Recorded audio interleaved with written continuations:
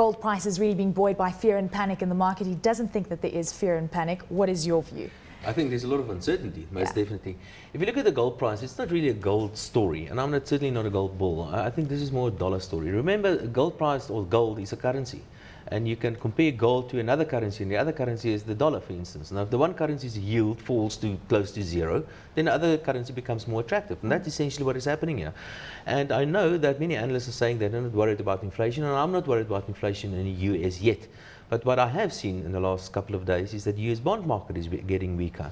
Now that could be an early sign that the bond market at least is expecting some inflation going forward. And maybe that's part of the reason, or that's a bit of a confirmation that there could be some inflation pressures going forward. But I'm pretty sure that Ben Bernanke is praying for some inflation at least in his economy. Prices, the CPI number was out in the US today, 0.3% for the month of August, flat from July, 1.2% year on year, the lowest since 1962. Core prices, though, are starting to push up slightly. We've got this whole talk about quantitative easing as well coming through, so you've got to weigh all these things up. Yeah, well, in the short term, I'm pretty sure that inflation won't be a problem in the US, but people use these fancy names like, for example, quantitative easing. What does it mean? Printing money. It means we print dollars. And if you keep on printing dollars, keep on printing euros for that matter, the time will come when that currency starts losing some of its value. Is it going to have the desired effect if you're printing money, if you're embarking on quantitative easing? Because at the end of the day, you need your consumer to spend. We had consumer sentiment numbers out, and they're low, they're down, the lowest that we've seen in a year.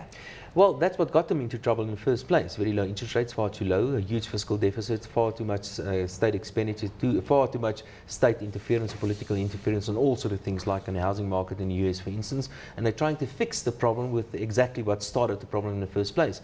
If I was Bernanke, he's really in a very difficult situation at the moment because there's so much political pressure on him to do something about the huge unemployment rate in the United States. But if you strip away that monetary part, talk about all these derivatives and currencies and interest rates and that, and look at the real economy. The reality is you cannot consume more than what you produce.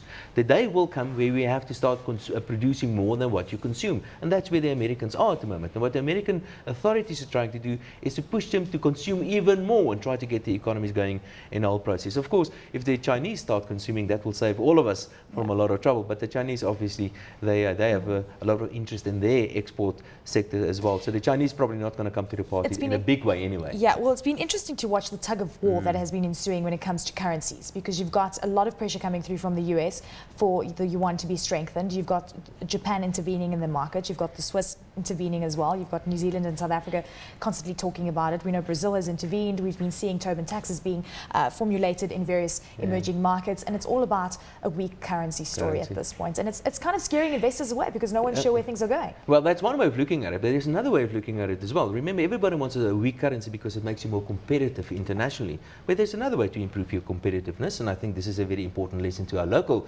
especially labor unions in South Africa, is that is improve your labor productivity. That's the way, and that's the actual way of doing this. It's a cheap way to try to get around your unproductivity by trying to weaken your currency. It's much better, instead of trying to weaken your currency and ask for another weaker currency and ask for another weaker currency, just improve your productivity. You need to achieve exactly the same, and you do it the honest way. Well, I'm glad you mentioned that, because we've got the National General Council meeting set to be held by the ANC, and that's kicking off on Sunday. And it seems that top of the agenda is still the nationalisation of mines. We know that there's various discussion points that Kasatu has mentioned, that's also going to be on top of the agenda. Things like the media tribunal is also going to be discussed.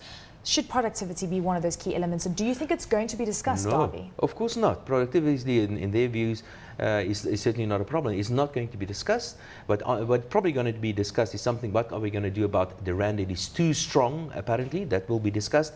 I think there could be some monetary issues that could be discussed. The Reserve Bank should from now on start working in the factories and target job creation and not inflation anymore. But most definitely will be on the agenda some fiscal issues, and I think an increase or some sort of tax, especially on the rich in South Africa. And I've do the calculations. Even if you increase the taxes on personal income tax level, for example, on the so-called rich, you're not going to get much because there simply are not that many people, and some other issues as well. But I think fiscus, the monetary issues, and of course the rand will probably be on high on the agenda. We saw an interest rate cut last week, 50 basis points. Everyone was holding their breaths. We were wondering if it was going to weaken or strengthen the currency. We saw, of course, the latter. Also, just keeping in mind, we've got this NGC meeting set to kick off. How do you think foreign investors are viewing South Africa as a whole right now, and also just in the context of the fact that we saw foreigners selling bonds yesterday? Yeah, well, I think this is just a temporary thing. Remember, foreigners are looking at the whole investment environment, and there are a couple of outstanding points in this investment environment. One of them is a very extremely liquid bond market, a very well regulated bond market, which gives you a very good yield at this stage, around about 8% compared to 2.5% on the US bonds, for instance. They know they can come in and they can buy our bonds and they can run away if something goes wrong.